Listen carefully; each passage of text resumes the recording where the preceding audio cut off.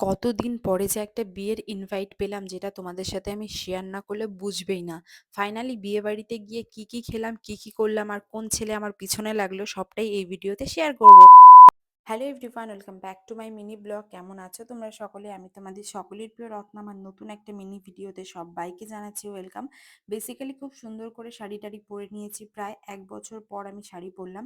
এখন তো আমার একদমই শাড়ি পরা হয় না, মানে পরা হয়ই না।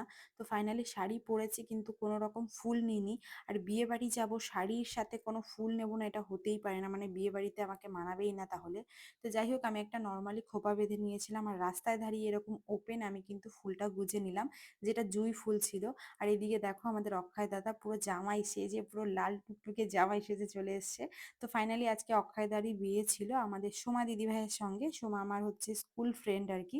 তো যাই হোক, ওর জন্য একটা খুব সুন্দর গিফট নিয়ে নিয়েছি, জানি না গিফটটা ওর হাতে পৌঁছেছে কিনা, মানে ওর হাতেই দিয়েছিলাম বাট ওর মনে আছে কিনা। যাই হোক, আজকে পুরো লাল টুকটুকে বউ লাগছে আর আমাকে বলছে যা যা গিয়ে গেট ধর গেট ধর।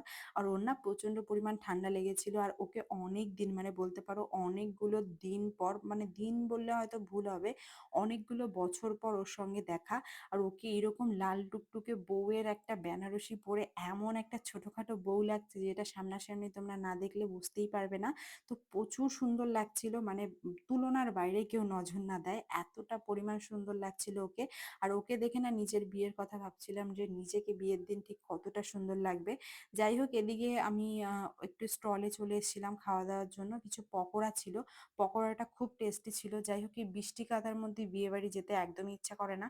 আর কোনো রকম ইচ্ছা ছিলও না, কারণ আমার একটা প্রচুর প্রবলেমের মধ্যে দিয়ে আমি কাটাচ্ছিলাম। তো দেন যেহেতু ইনভাইট করেছে, ফ্রেন্ড হয়, ওর বিয়েতে ইনভাইট করেছে, এখন ওর বিয়েতে যদি আমি না যাই তাহলে আমার বিয়েতে ইনভাইট করলে ও কি আসবে? তো সেই সব ভেবে ভাবলাম চলো অনেক দিন পরে বিয়ে বাড়িতে গিয়ে অনেক মজা হবে, যেহেতু অনেক দিন পর একটা বিয়ের ইনভিটেশন পেয়েছিলাম। তো সেই কারণে আর এই সুযোগটা ছাড়লামই না। আর এই যে দেখো কিউটি বান্ধবী, অবশ্যই তোমরা জানিও যে ওর সাজটা তোমাদের কেমন লাগলো। আর তোমরাও কিন্তু অনেক শুভকামনা করো যাতে ওর নতুন জীবনটা আরো বেশি সুন্দর হয়। তো এদিকে স্টল থেকে আমি তো পকোড়া খাওয়ার পর চলে আসলাম আইসক্রিম খেতে।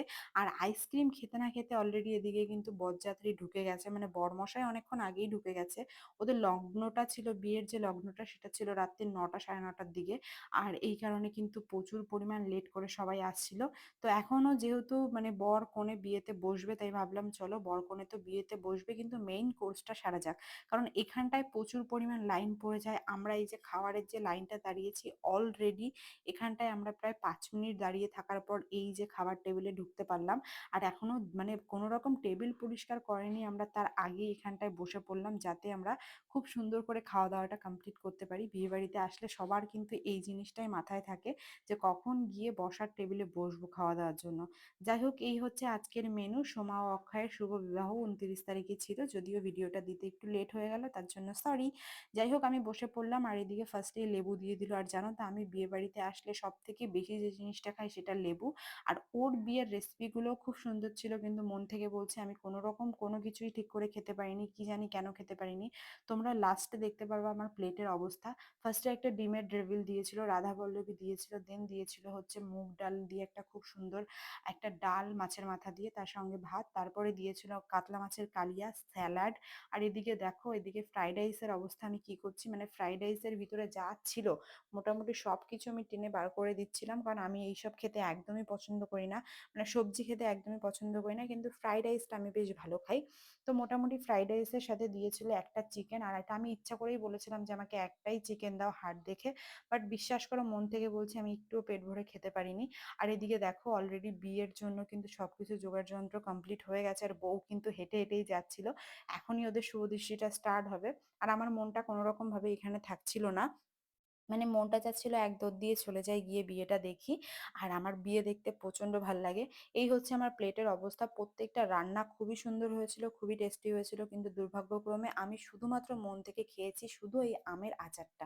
Later. শরীরটা একটু অসুস্থ থাকার কারণে আমি কোনরকমভাবে কিছু খেতে পারিনি। কিন্তু হ্যাঁ, বউভাতের দিন জমিয়ে খাবো সেই চিন্তাভাবনা নিয়েছি। আর এদিকে দেখো বরকনে, যেহেতু লাভ ম্যারেজ করলে কিন্তু এই জিনিসটাই হয় জানো তো? যদি এটা অ্যারেঞ্জ ম্যারেজ হতো সবাই কিন্তু লজ্জা পেত, বউ লজ্জা পেত, বর লজ্জা পেত, যেটা হয় আরকি অ্যারেঞ্জ ম্যারেজে।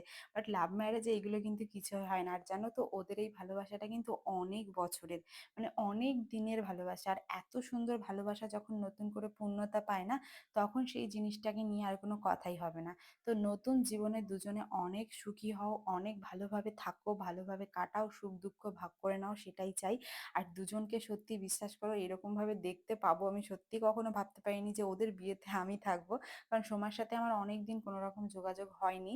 কারণ কলেজ লাইফ তো একসাথে পড়িনি, কলেজ লাইফে যে যার মতন ছিলাম। কিন্তু স্কুল লাইফে প্রায় ১.৫-২ বছর একসাথে আমরা ছিলাম। তখন সময়টা বেশ অন্যরকম ছিল। কিন্তু এত বছর পরেও যে ওর বিয়েতে আমি মানে ইনভিটেশন পেয়ে যে যেতে পারবো এটাই আমার কাছে অনেক বড় কিছু। তো যাই হোক এদিকে দেখো বরমশাই মানে বলছে যে, "তুমি সরে যাও এখান থেকে।" মানে এখানে একটা ফ্যান চলছিল আর প্রচুর পরিমাণ গরম ছিল তো সেদিন। মানে বিয়ের দিনটা প্রচন্ড পরিমাণ গরম ছিল। এই কারণে কিন্তু বউ যাতে সুন্দর করে হাওয়া খেতে পারে, এই কারণে কিন্তু এই জিনিসটা করা। জাস্ট মজা করলাম। বাট হ্যাঁ, ওদের কিন্তু দুজনের এই জিনিসগুলো দেখতে বেশ পরিমাণ মজা লাগছিল। বেসিক্যালি আমার তো লাগছিল। আমি জানি না তোমাদের কাছে জিনিসটা কতটুকু মেমোরেবল লাগছে বা কতটুকু ভালো লাগছে। আমার কাছে আমার স্মৃতির পাতায় না হয় ওদের একটা জুটির বিয়ে থেকেই গেল। আর ব্লগটা না করলে হয়তো এত সুন্দর জিনিস তোমাদের সাথে শেয়ার করতে পারতাম না। তারপরে এদিকে আমাদের কিছু বন্ধু-বান্ধব মিলে সোমাকে একটু উঁচু করে দিচ্ছিল যাতে বগাদা মানে আমাদের মানে অক্ষয়দা কোনরকমভাবে ওকে মালা না পরাতে পারে। কারণ আমাদের অক্ষয়দা অনেকটা লম্বা। আর এই কারণে মালা পরানোর জন্য দেখো আমরা সবাই চাইছিলাম মেয়ে পার্টি জিতুক, মেয়ে পার্টি জিতুক। তো কারণ আমি তো বান্ধবীর দলেই থাকবো। সে যতই দাদার বন্ধু হই বা দাদার বোন হই, যাই হই না কেন কিন্তু বান্ধবীর দলেই তো থাকতে হবে, তাই না? তো এই কারণে আমরাও চাচ্ছিলাম যাতে আমাদের বান্ধবী যেতে। কিন্তু ফাইনালি কি হলো সেটা তোমরাই দেখো। এতটা উঁচু করে দিয়েছে বউকে মানে আমাদের নতুন বউকে, তারপরেও কিন্তু দাদা আমাদের মালা পরিয়ে দিল। এটা তোমরাই দেখো মানে তার মানে বুঝতে পারছো আমাদের দাদা ঠিক কতটা লম্বা।